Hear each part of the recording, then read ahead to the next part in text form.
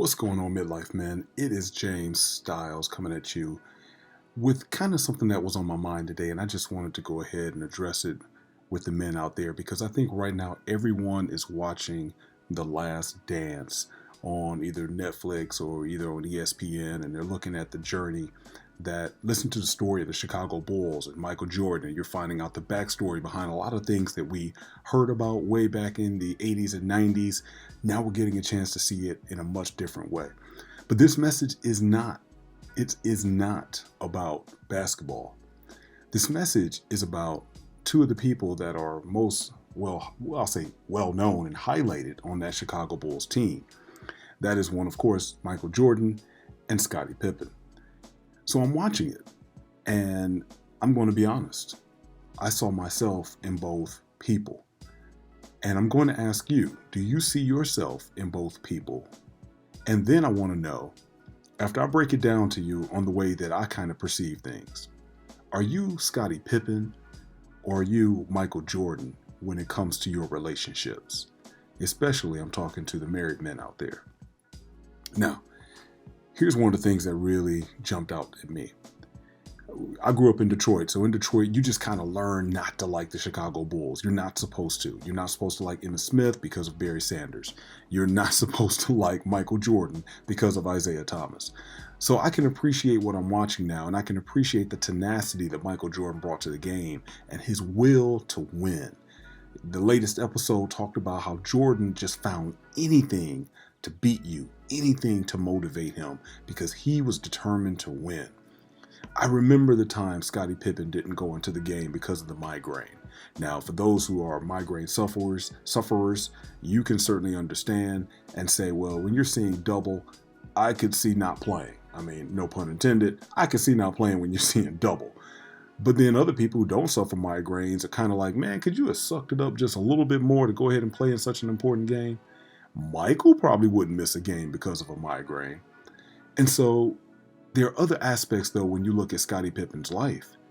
You look at the aspect of Pippen not getting paid what he should have been getting paid. He kind of kept quiet and was content with being Robin and let Michael Jordan be Batman.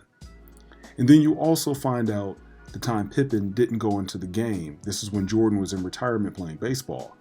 And Pippen sat on the bench because Tony Kukoc was going to get the last shot of the game, which he did hit, which they did win. But Pippen was upset because he's like, look, this is my team now. I'm the one that's supposed to be leading this. And you, Phil Jackson, are going to call this play up for Tony and not for me. I'm Pippen. It's my time to be in the limelight. So what in the world does this have to do with relationships, you might be asking? Why am I asking you, are you a Scottie Pippen or are you a Michael Jordan? The reason why I ask is because when we look at our ego, and you hear a lot of people talk about ego on the internet, and I got to say, one of the books that totally changed my life, changed my relationship around, was the book by Dr. Robert Glover, No More Mr. Nice Guy. And one of the things that you read about in that book, and that you learn when you start reflecting at yourself, when you start looking inwardly at yourself, you start realizing, although people perceive me maybe as a nice guy, I really have what they end up calling a covert contract. In other words, I am nice because I actually want something for someone. I'm not nice because I just want to be nice. That's just who I am. And so you begin to see that Scottie Pippen wasn't necessarily nice because he was just a nice guy doing nice things because that's part of who he is. You begin to see Scottie Pippen seemed to be doing things because he expected another outcome. So when Pippen was not happy about what he was being paid, and he did not have the surgery until right before the next season was going to start, which caused the Bulls to have to open up without him, that was really kind of what we would call, I guess, a passive-aggressive way of, look, I'm nice, but I want you to do this. And so I'm going to do something to make you do something. Instead of just saying, look, I am I think it said 122nd in the league in terms of paychecks, yet I'm one of the top players in your game. You need to pay me. I'm one of the top players on this team, second to Michael. You need to pay me. But it didn't seem like Pippen took that route. And so when Pippen had the chance to go ahead and lead the team, he wanted to. But then instead of saying, you know what, I'm about the team winning, I'm going to go ahead and step aside as long as we win because I want to be the leader of a winning team, whether I take the final shot or not. Well, instead of saying that, Pippen decided I'm not going to play. And if we lose, fine, we lose. But then you get Michael Jordan, who wasn't the nice guy. People called him all kind of names. A lot of people didn't seem to like him because of the names, because of what he said, calling people hoes, etc. These are his own teammates during practice because he was that determined to win. And of course, even later on, we find Michael Jordan passing the ball to other people so they could win. His will to win was even, let's say, first before his ego. Although I think that could probably be argued that it seemed to work in conjunction with Michael Jordan's ego. But one thing is for sure, when you dealt with Jordan, you knew who you were dealing with. Jordan was not going to come across to you as a nice guy when really, inwardly, he wanted to maybe be mean. When Michael Jordan wanted to be mean to you, he was mean. When Michael Jordan wanted to cuss you out, he cussed you out. When Michael Jordan wanted to be nice to you, he was nice to you. With Pippen, well, Pippen seemed to be nice, but deep down inside, he had some resentment, had some other feelings that he just didn't want to let out. And you know what that creates? That's a man that nobody trusts. So let me bring it back again to our relationships. Are you a Scottie Pippen or are you a Michael Jordan?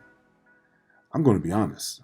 I see a lot of Scottie Pippen in me, certainly in my past game, because I was taught, whether we're talking about from religion, whether we're talking about from society, whether we're talking about from my mom, I was always being taught to suppress what you want to do in order to let someone else do what they want to do, because that's the nice thing to do. And if you be nice often enough, then, well, people will see your niceness and they will reward you. But then I learned, like Pippen, no, people will not reward you. People will give you exactly what you presented to them. You presented basically yourself as a doormat, so then you get treated as a doormat.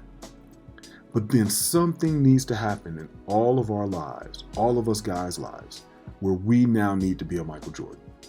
We now need to be determined in our relationships, and this could go into other areas of life, but right now I'm talking about our relationships. We need to determine that we're going to be that Michael Jordan, and we're going to win at all costs. You know, my dad used to tell me, you never let somebody hit you first, because the one hit that they may give you may lay you out, and you might not ever get another one in. That's wise advice. Because if we look at our relationships the same way, we often as men are taught to go in there being, again, super nice. You always defer to her. Where you want to go? I don't know, honey. Where you want to go? It's up to you. I'll go wherever you want to go. Because you know what? Happy wife, happy life. So what do you want to do? Or she treated me wrong, but after all I did for her, look at what she did to me. Woe is me, and I need everybody to feel sorry for me. I'll tell you. Yeah, I've said that one. But then now, when you approach it from a different perspective, when you don't take the first hit anymore, because a lot of you guys aren't getting a second chance to hit back. Sometimes that first hit is enough to lay you out. Sometimes that first hit is when you find out that your wife or girlfriend is banging a neighbor, banging your brother, or banging somebody else that you don't know about. Sometimes the first blow is when you get those divorce papers, when that doorbell rings and they show up, and you saying, I never thought she would do this to me, but she was a good Christian woman. I never thought she would accuse me of sexual abuse. I never thought she would say that I beat her. Don't I get rewarded for, look what I did, look at all the years I sacrificed, all the years that I put a roof over her head, all the things I've done for this family. But you realize you don't get a chance to recover from that first blow. You've been knocked out, baby. So now, how would things change for you in your relationship if you start living like a Michael Jordan? That from the day you enter into that relationship, today you start playing that game, you are determined to win. You know, Rollo Tomasi, I'm not going to name drop, but I'm just going to mention two guys because this is where I got the concept from. One, Rollo Tomasi always says, in order for, one person's, I'm going to paraphrase here, but in order for one person's sexual strategy to be accomplished, another person must lose. But then I'll go to even a better philosopher than that, one Morris Day, who dropped, love is a game. You don't play to win. You play to survive. And then I give props, also to one dude, Ryan Stone, and he helped me, just as I listened to a lot of his content, he helped me really kind of hone in something that I had always analyzed years prior. I've made mistakes back when I was a single father dealing with the quote unquote baby's mama. I made mistakes where I said I was always trying to be right instead of not being righteous. And what that meant is that I had a whole lot of battles with her. And I probably caused a whole lot of damage between me and my son's relationship because I was so busy trying to be right. Because it's right. You need to respect what I'm doing. You need to recognize my efforts. You need to understand why I'm doing what I'm doing. But the righteous thing would have been to let a whole lot of things go and think about winning the game. And one of the things Ryan Stone says is that you can either be right or you can do what's effective. And I got to give props on that because that's really where I'm leading you with this.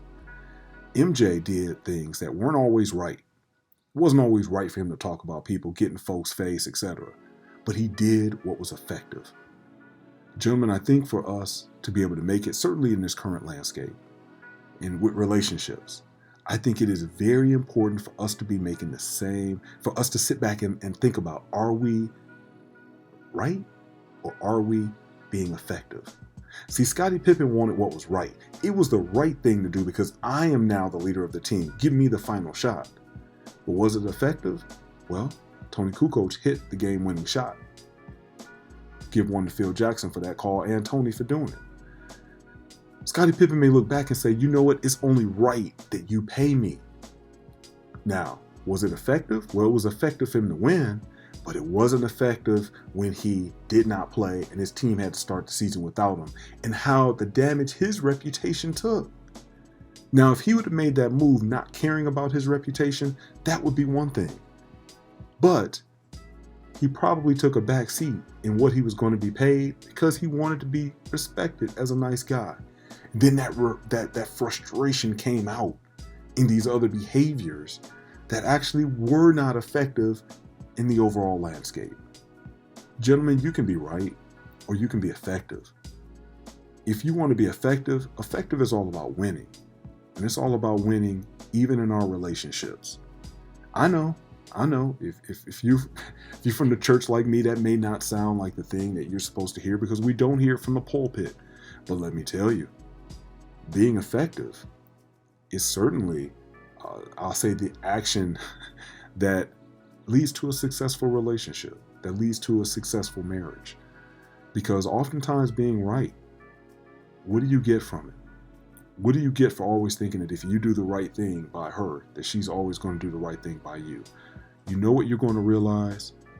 That at the end of the day, people do whatever they want to do.